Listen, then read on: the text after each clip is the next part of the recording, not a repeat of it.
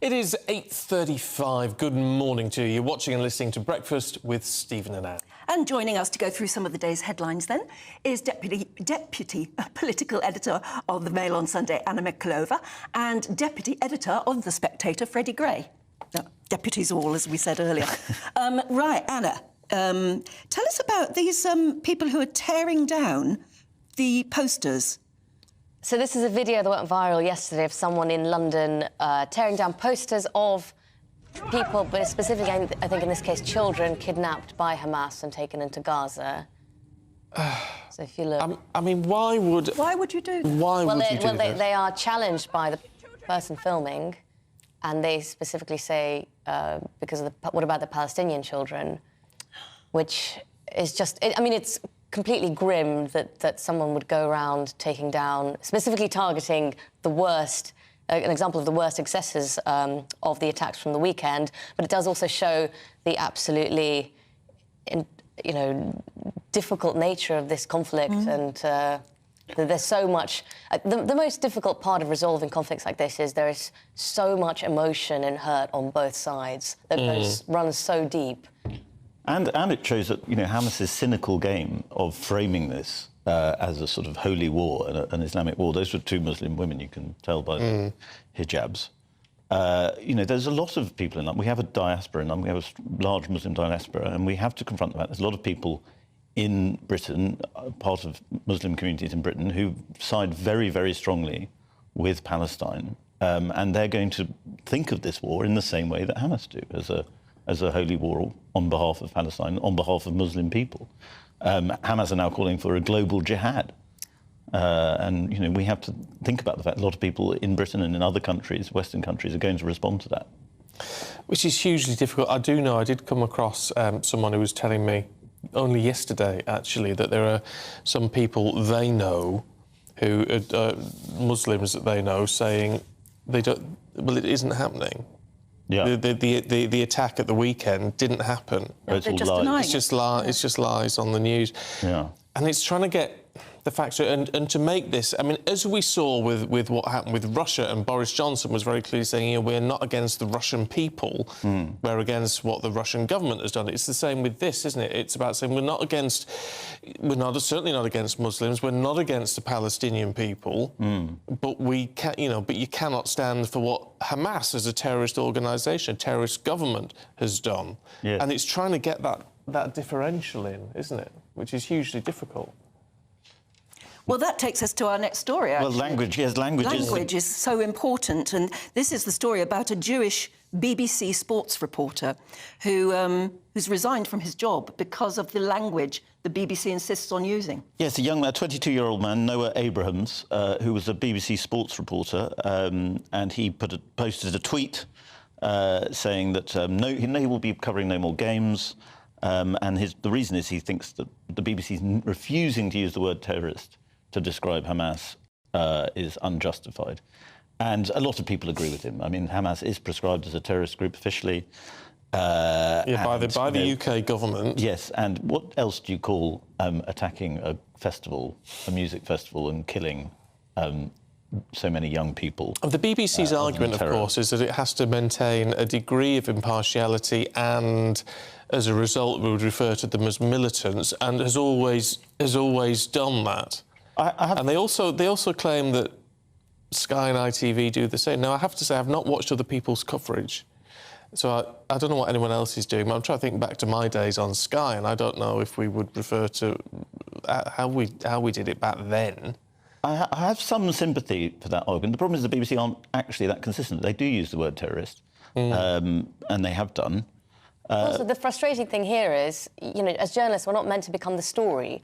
And by doing this and sticking to it, and then BBC reporters going out and justifying it, this becomes a story. It detracts from the actual coverage, which some of the BBC coverage has been outstanding. They've got reporters on the ground in Gaza, they've got reporters on the ground in Jerusalem, these people who are risking their lives covering this war.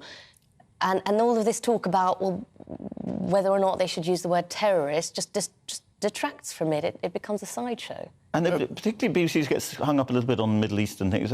They used to say the holy city of Fallujah. Do you remember that? There was no need to say the holy city of Fallujah. We're not obliged to do that. I think it is a difficult area. Language is a difficult thing, particularly the word terrorist, should be used appropriately. Oh, absolutely. But I think this is an entirely appropriate time to use it. Well, when you see what has happened and what happened on Saturday, what else would you call it, frankly?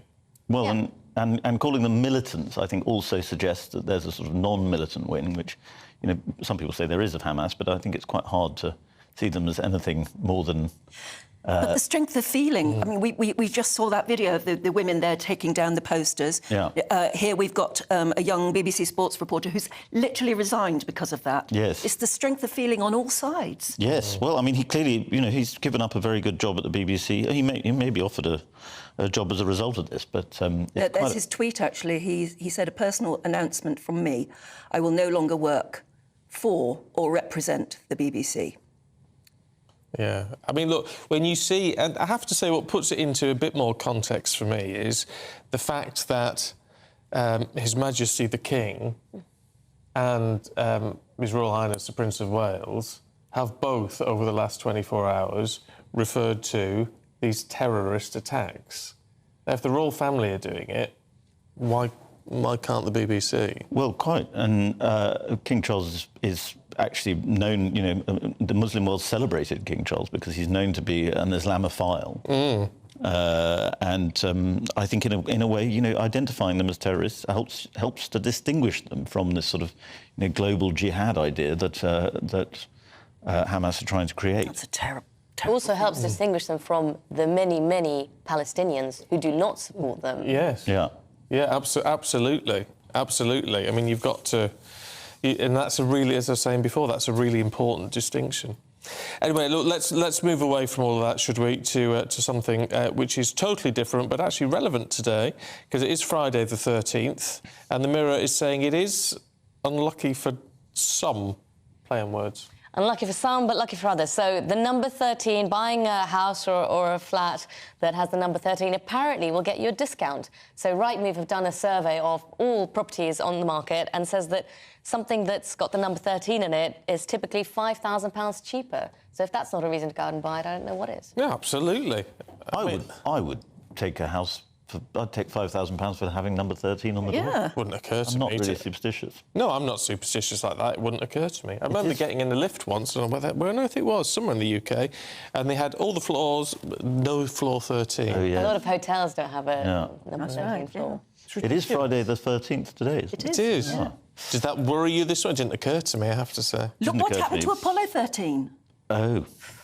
Yeah. NASA was so adamant that we are a scientific organisation. We will therefore go ahead and call it Apollo 13. Yeah. I'll tell you what, I'm going to upset people. Here you go.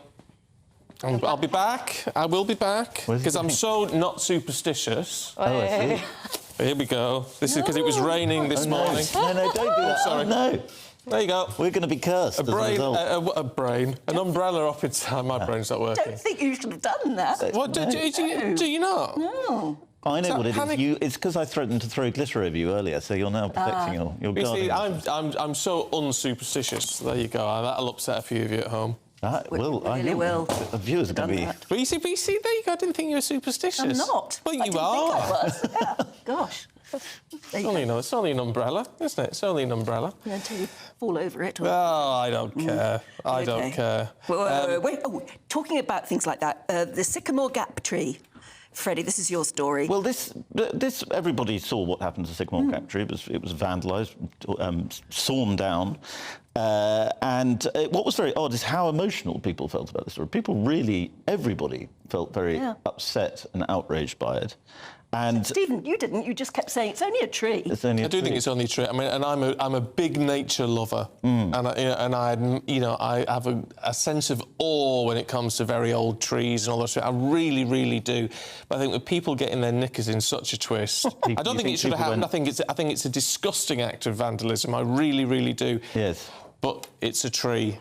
Well, yesterday it was sort of removed properly, and onlookers described it as a funeral. for the tree. For heaven's sakes. Which Had you heard of the Sycamore Gap before all this happened? I had heard of it, yes. But vaguely? Vaguely. Just vaguely? Only because I'd seen photos of it. All right, because I'd not heard of it. Had you heard of it? It is quite iconic, but I hadn't gone there on holiday to take a photo of it. The majority of people, I know it's just anecdotal, the majority of people I'd spoken to had thought, oh, isn't it beautiful, isn't it lovely? But had they heard of it? No. No. And the nation's in uproar. There is good news, however, which is that they think that they will be able to regrow it. Yeah, it's just going to re-sprout. Yeah, re-sprout. And it's only planted 130 years ago, so if you live to 70 or 70 more years, you might It was see... only planned, I thought it was 400 years old. I thought No, it was 130 years old, which in the grand scheme of things for trees is not that old. It's not. We were told 400 years originally. Yes. So you see, we've been spun a line. There we go. We've been spun a line. It's been moved. There's just a whacking great hole there now, is there? No, I think, a stump. They left they're the going to try stump. and They've left the stump. they're going to try and grow it out of the stump. Oh, I see. Yeah, it'll re-sprout. Sure. Leave it alone. Quite sure how they do it. Maybe some of your viewers can let us know how you make that work. Don't know. Let's do one more. What should we have? I'll tell you what, Anna. A bit of Deliveroo. What's going on with Deliveroo? So a Deliveroo driver has been pictured crucially not driving, but going across the boat in a dinghy. Oh. A small paddle boat. Paddling? With Really? Suella Braverman, apparently, I hear, closely following behind, trying to arrest him. Oh, yeah. Stop it. Oh, so in the Thames, just going In the across Thames. the Thames. Have we This got is the in the video? Thames. Let's have a look at the video. Was he actually doing a Deliveroo? He was. Well, he's pictured in the He jacket. seems to be. He may there we just go. be... Oh, heck, that's a very tiny little... He may just be an eccentric pretending to be a delivery Yes. driver. It's like, what do you call those little boats like that? It's not a... Paddle boat. It looks like a plastic cup. It looks like a large plastic Tiny. cup he's paddling. Well, I think your to be food very would be careful. cold by the time you got there, Yeah. wouldn't it? Dear me, the things they'll do. I don't get the whole Deliveroo thing. I don't understand it. I've I'm had trying to, to think of what that word for a little canoe is. It's a... I've deleted Deliveroo. Even. Oh, have you? I've never had it. It's- There you go. Anyway, look, it's been costs good money. to see you both this morning. Thank you very much indeed. Great pleasure.